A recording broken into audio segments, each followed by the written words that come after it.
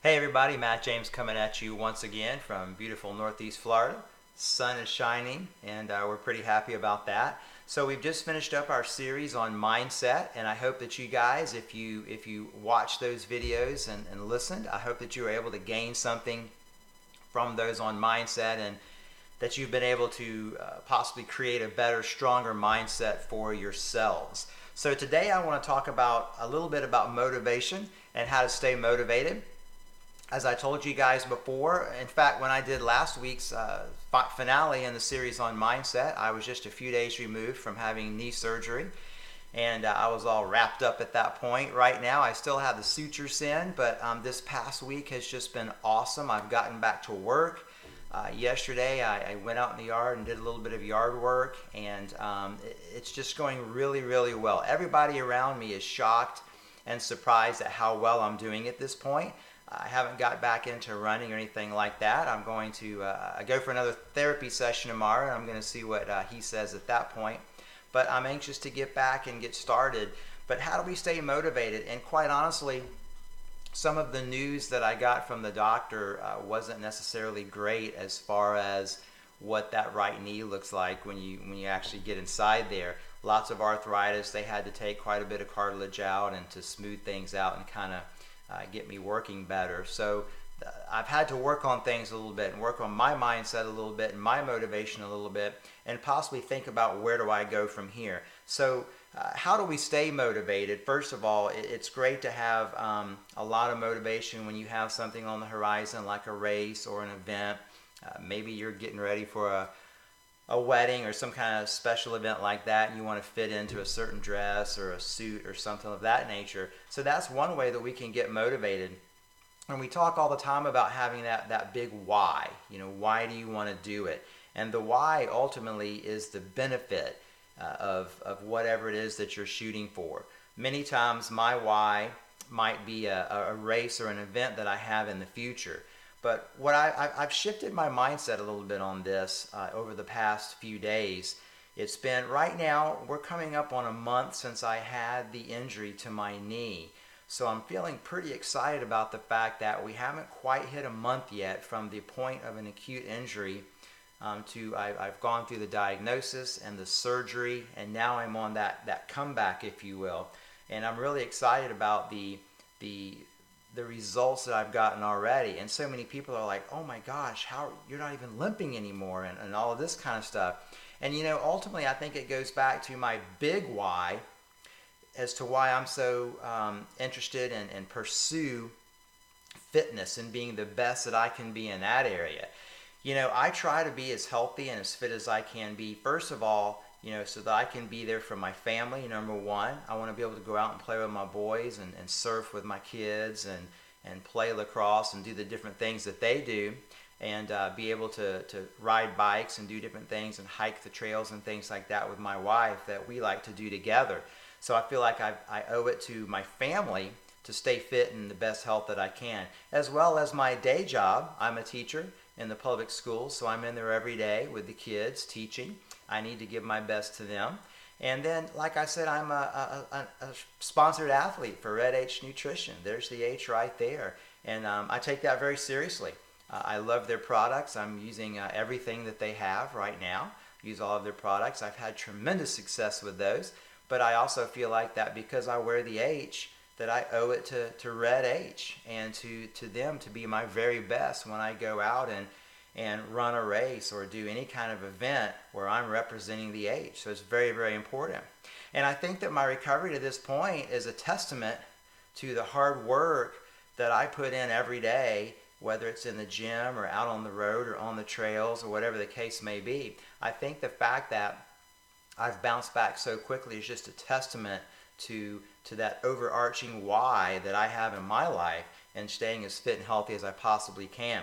Before the surgery, every single nurse that had contact with me told me, you're going to breeze through this. They must have written down in my file all over them were like, I see you're a runner and it's obvious from the muscle tone in your legs that you exercise and work out.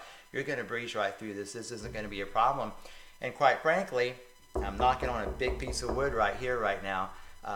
it's just been great so far, and I'm anxious to get back out and get back to my normal routine in racing. But we often talk about that big why, and part of motivation is weighing the costs and the benefits, and there has to be a balance between that. You've got to balance the costs and the benefits, or it just doesn't seem to work out. And I think particularly in fitness, that's where it all comes through. A lot of gyms, depending on what you're doing, can be very expensive. If you're trying to do a home gym, that can be very expensive. It also takes time away from family, time that you could be doing other things, yard work around the house, whatever it is that needs to be done. So you have to be very, very sensitive to the costs and the benefits and making sure that those balance out. And I think that that's one thing that will play into your motivation. But I want you to think about the whys. And I've always thought about the big why, and I've always talked to people about that. What is your why? What is that big thing that makes you want to do it? But as I've recovered from this injury and continue to recover from this injury, I'm thinking about that why is maybe not a big why, but maybe we have to have some smaller whys as to why we want to do something, or exactly what we're doing and why we're pursuing this. And those can fluctuate. They can change.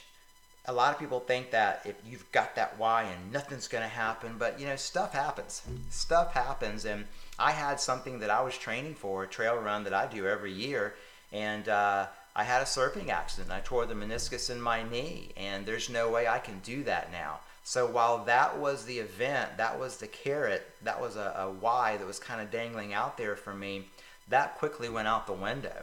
Now I have a whole other why, and I have another event coming in November.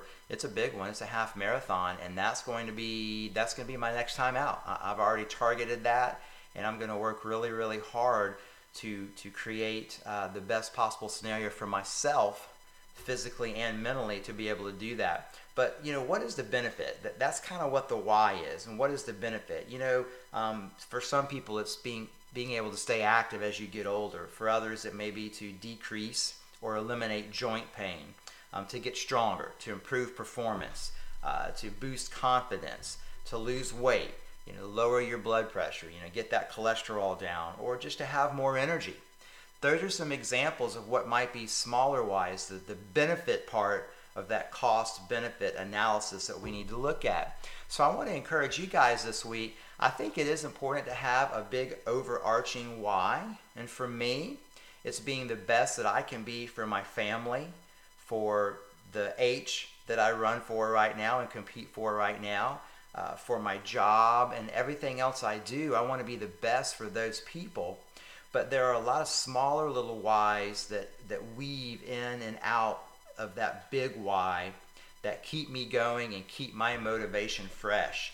Right now, I set my half marathon PR several years ago, and quite honestly have never come close to it in the last few years. I don't know what's happened. I know I'm getting older. I know I'm slowing down. But I think that I have a huge PR left in me. Do I think it's going to happen this time? I don't know. I'm coming back from an injury. I don't know, and that's going to be my first race. But those are things that keep me motivated, and those are those smaller whys that I have out there. So I've got this half marathon, and then I've got a trail race that I want to do in December. So those are the things that I have on the horizon, as well as continuing to PR in the gym and keep myself active and motivated in there. That's part of the puzzle too. So guys, I want you to think this week about what is that big overriding benefit, the big overriding benefit. And then I want you to think about what are those smaller benefits that you might be able to list underneath that, and use those to keep you motivated and moving forward. My big why hasn't changed, and it's not going to change. I can tell you that. It's to stay fit, to stay healthy, to be here for my family, my work, and also to keep myself going as I get older. And you can't change that. We're all getting older.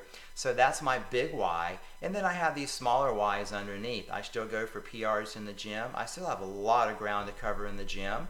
And I still firmly believe that there's no reason why I can't PR in the half marathon and do better in several of the other races that I do in the distances and various events that I do. So think about, if you haven't already, get your big why, But think about those smaller steps that are underneath. You want to look at that, the costs and the benefits. Remember, those whys are those benefits, and think about ways that you can balance those out and make them fit in your life if you haven't done that already. All right, guys, so I want to wish you a great week, and I hope that you get a great takeaway from this today. I really want you to think about that. And again, have an excellent week. And remember, in everything you do, be relentless. We'll see you next time. Bye.